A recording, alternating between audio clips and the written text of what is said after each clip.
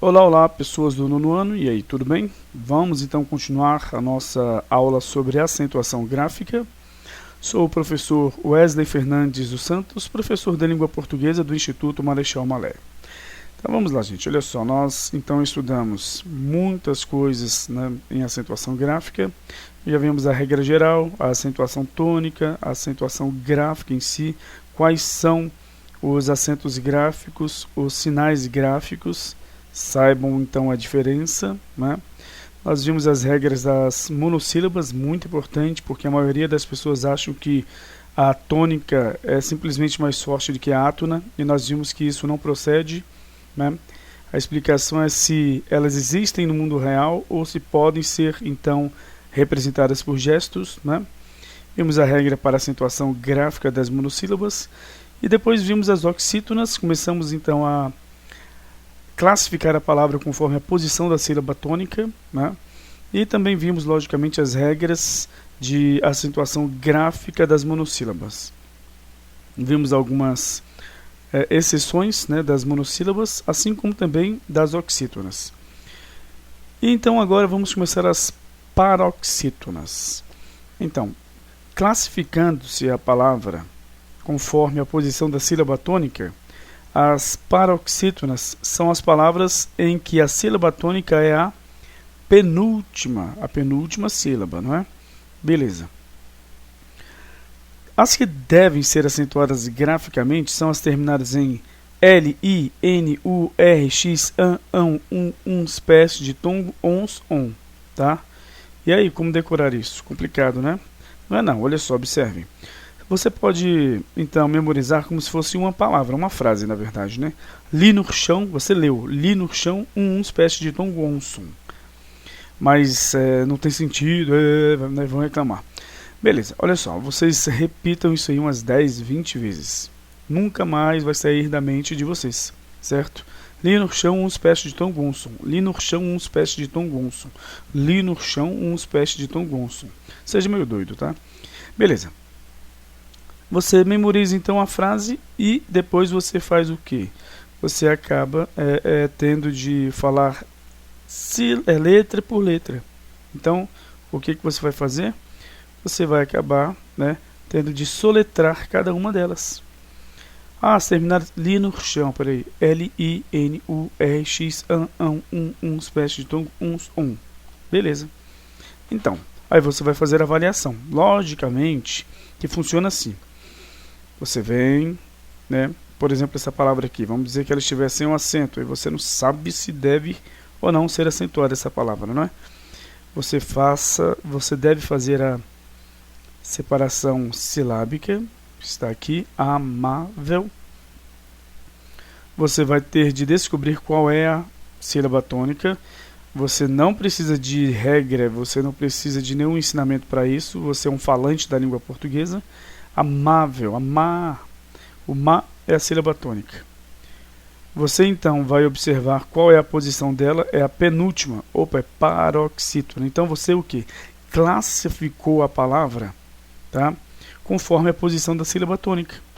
Então, sendo a penúltima, é uma, no caso, paroxítona. E aí você vai mobilizar as regras das paroxítonas. Aí você vai ter que olhar para a terminação. E se a terminação aqui, a última letra, cair na regra, você coloca o acento na paroxítona, no A aqui, tá? Não na consoante, é lógico, sempre nas vogais. Então, beleza. Então, a terminada em L, li, já tem o L, ó. L-I-N-U-R-X, espécie de tom, ons, on. Então, pronto, você vai e coloca o acento. E aí vai. Se você memorizou, por exemplo, li no chão, espécie de tom gonson, você vai saber que as palavras paroxítonas terminadas em N devem ser acentuadas, tá? Li no chão, li no, L-I-N, tá? Beleza, éter. Se você souber fazer a separação silábica, você vai saber que uma paroxítona terminada em R deve ser acentuada, né? Li no chão, espécie de tom gonson, tá? Clímax, tá? Então, li no chão. Então, temos aqui também uma paroxítona, tá? Opa, doidei aqui, peraí. Tá aí. Uma paroxítona terminada em X deve ser acentuada, assim como júri, paroxítona terminada em I, júris, paroxítona terminada em I seguida de S, ou seja, todas as vogais aqui, tá? Os sons vocálicos, se forem então acompanhados de S, você não vai então desconsiderar a acentuação. O S não vai fazer diferenciação, tá bom? E no U aqui também, tá? Bônus. Então, a paroxítona terminada em U seguida de S, tá? Aí, álbum, paroxítona terminada em M. Álbuns, paroxítona terminada, então, em NS. É isso aí? Então, vamos lá, olha só. Observando aqui, uns, não é em NS, é em uns, tá? Espécie de tom com som. Prótons, e aqui terminada em ons, tá? Tá aqui, ons. E, além disso, temos órfão, terminada em an, e órfãos, terminada em ãos. Bíceps é uma paroxítona terminada em PS. Tríceps, tô besta. Duplex, colégio, órgãos. Ou seja, todos caindo aqui nas regras de acentuação gráfica. Colégio aqui vai ser terminado em ditongo. Tá aqui, certinho? Então, beleza. Agora vamos para as exceções, tá? Vemos então a regra geral, né? Você então vai entender que as paroxítonas são as penúltimas sílabas mais fortes nas palavras. Logicamente que tenham as palavras que tenham mais de 2 sílabas. Então, você vai classificá-la, né? E dessa forma você vai aplicar a regra de acentuação gráfica, que são as terminadas em, apesar de serem paroxítonas, ou seja, as penúltimas sílabas mais fortes, você olha para o final no caso, palavra, para a última ou até as 3 últimas letras, como por exemplo em ons, tá? Como por exemplo em uns, e você então vai fazer a acentuação na penúltima sílaba. Então vamos lá, agora vamos para as exceções. Ó. Não se acentuam graficamente os ditongos abertos ei, oi, el. Vamos colocar assim, ó. Que antes eram somente os abertos.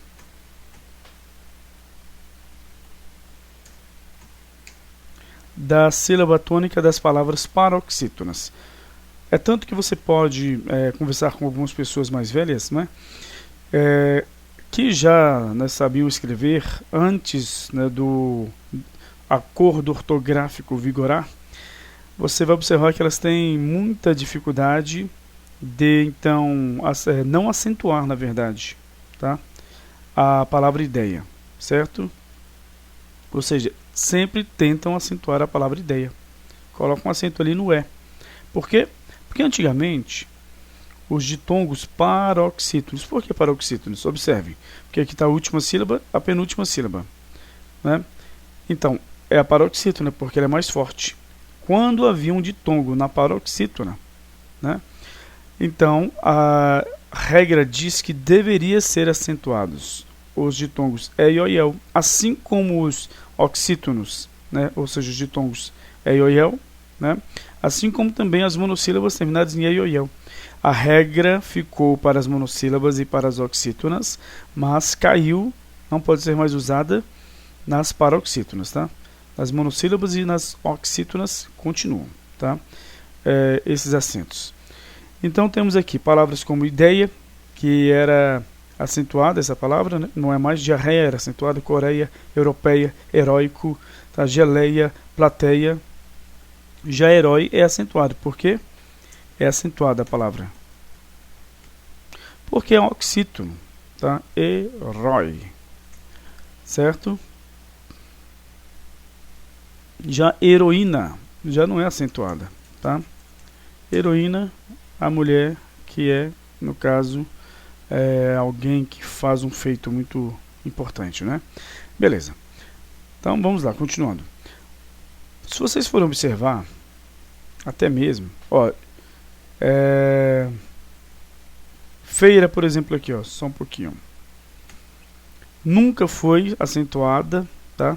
Na época, no caso em que vigorava essa regra, tá? E quanto mais agora, que até a própria regra caiu, né? Porque tem som fechado, só de som aberto que eram acentuados, tá? que eram acentuadas as palavras. Agora existe, por exemplo, uma igreja chamada Assembleia, tá? Até hoje é possível vocês acharem aí placas que tem então o acento. Você separa aqui, ó, a palavra, você vai observar que a sílaba mais forte é a segunda, ou seja, a penúltima sílaba, a segunda do final da palavra, né, para o seu início. Ou seja, a penúltima é uma paroxítona, era um ditongo, então paroxítono, EI deveria ser acentuado, então até hoje ainda você acha uma placa ou outra, daquelas que o pessoal não gosta de trocar, né, com o acento, tá, no E. Dessa forma aqui, ó. Certo? Então, beleza. E aqui o Word já está indicando que está incorreto porque ele está atualizado. Tá aí. Então, vamos para 3 aqui, ó. Assinale-se com acento circunflexo obrigatoriamente pode. É pode mesmo. Com o som fechado. Ou seja, a terceira pessoa do singular do pretérito perfeito do modo indicativo. Para se distinguir, né, para que se distingua da correspondente forma do presente do indicativo, pode, de som aberto. Tá? Vamos ver isso? Temos aqui, verbo poder. Está aqui, eu posso, tu podes, ele pode. Agora, pretérito perfeito, eu pude, tu pudeste, ele pôde. Então, existe esse acento para diferenciar, né, uma palavra da outra. Observe que não cai na regra, porque como é que então você vai acentuar uma palavra que é paroxítona terminada em E? Não cai na regra. É realmente um acento diferencial. Certo? Então, beleza. Acentue, então, a terceira pessoa do singular do pretérito perfeito do modo indicativo, não do presente. Porque o presente tem um som aberto, está normal, e a questão é nem se o som é aberto ou fechado.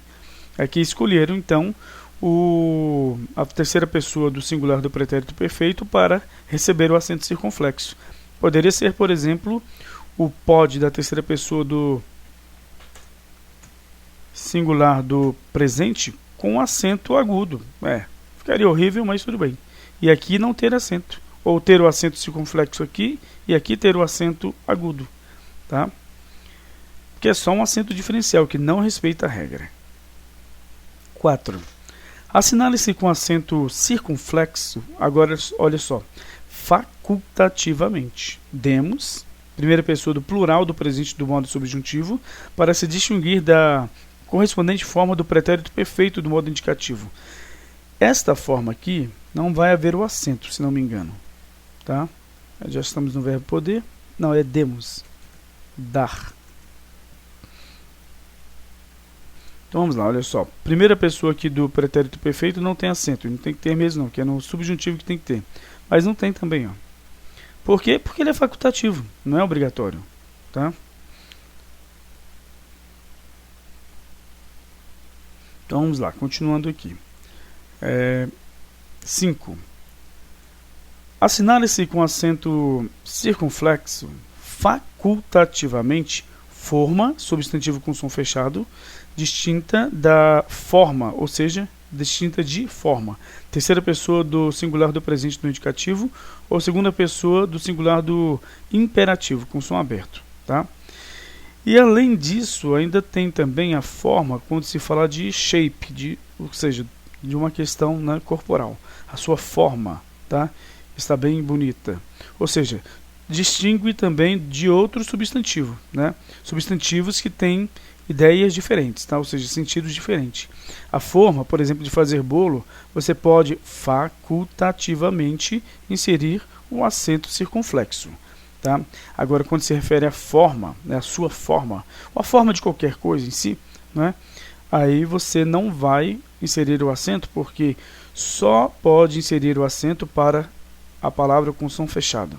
E aí por isso que vai ser o acento circunflexo, certo? Porque foi o acento criado para então mostrar que aquela palavra é a que já tem um acento, aliás, uma pronúncia fechada. Beleza, agora temos o 7. Assinale-se com acento agudo facultativamente também. As formas verbais, a primeira pessoa do plural do pretérito perfeito do modo indicativo, viajamos, de viajamos para o presente. Tá? Presente não, na verdade todos no pretérito perfeito. Tô doido. É porque facultativamente você pode ou colocar o acento ou não. E também o verbo beijar, beijamos ou beijamos, com acento ou sem acento. Falamos ou falamos, com acento ou sem acento, tá bom? Isso aqui é muito por causa do português de Portugal, tá? Beleza. Aí nós temos aqui, prescinde-se do acento circunflexo, ou seja, dispensa-se, né? Nos substantivos, as formas verbais paroxítonas que contêm um O e também um E, tá? Tá aqui, cadê? E o E, como um hiato, tá? Tá aqui um hiato, certo? Tônico oral fechado, na terceira pessoa do presente do indicativo ou do subjuntivo, tá? E também na primeira pessoa do presente do indicativo, ou seja, um aqui do voo, tá? Primeira pessoa, por voo, eu vou, e aí vai. Vamos ver isso, olha só.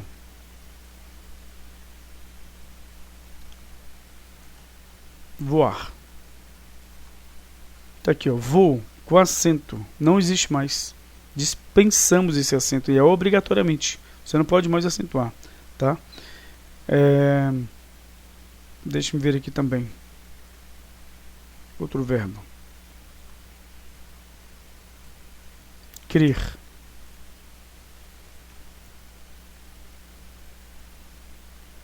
Tá aqui, ó, creem com acento. Então, todas as vezes que houver o e o E dobrado como um hiato, tá?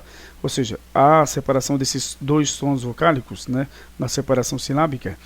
Então, antigamente, a regra dizia que você tinha que colocar o acento na primeira, no caso, vogal, tá? Agora não existe mais isso. Este dicionário aqui é antigo, por isso que ele ainda tem essa acentuação e eu gosto de usar justamente para dar esses exemplos aqui, certinho? Além disso, né, como último aqui, aliás o 7, né, também se distingue os acentos em palavras homógrafas, ou seja, que tem a mesma, no caso, escrita, como por exemplo o verbo pelar, né, da preposição, no caso, junto com o artigo a, né, pela, tá? Ou seja, a preposição per mais a forma pela, ou per mais o forma pelo. Então, não existe mais o acento para diferenciar. Como assim? Antes existia um acento em pelo, certo? Por exemplo, aqui seria assim. Pelo, tá? Hoje não existe mais. Vamos ver isso? Vamos ver se esse dicionário ainda tem. Tem, tá aí, ó. Não existe mais isso, tá? Esse acento para diferenciar. Ou então para, a forma verbal. Parar. Aí existia um acento, tá aqui, ó. Existe o acento ainda aqui, ó. Não mais existe, tá? Na língua portuguesa existe o acento neste dicionário porque ele é antigo, certo? Então não existe mais, tanto em pelo, para e polo, que aí é quase mais usado, não é mais usado, que é a junção de por mais o artigo o, tá? E por último, o verbo apropinquar deveria ser acentuado nas três pessoas do singular e na segunda pessoa do plural, daqui do indicativo, tá? Do presente do indicativo e também do subjuntivo. Deveriam ser acentuadas então, e não são mais, tá? Por quê? Por exemplo, a forma verbal na primeira pessoa, não vai ter naquele dicionário ele não, porque ele nem sequer reconhece esse verbo. Eu apropinquo. Seria uma paroxítona terminada em ditongo, deveria ser acentuada, mas não é, certo? Aí é só você então entender que não existe essa acentuação mesmo que caia na regra e deveria ser acentuada, tá bom? Então vamos ficar por aqui, vou deixar um exercício para vocês. Falei na última aula que deixaria um exercício, mas na verdade são aulas duplas, né? Então eu vou deixar hoje o exercício para vocês para a próxima aula, tá? Para amanhã então.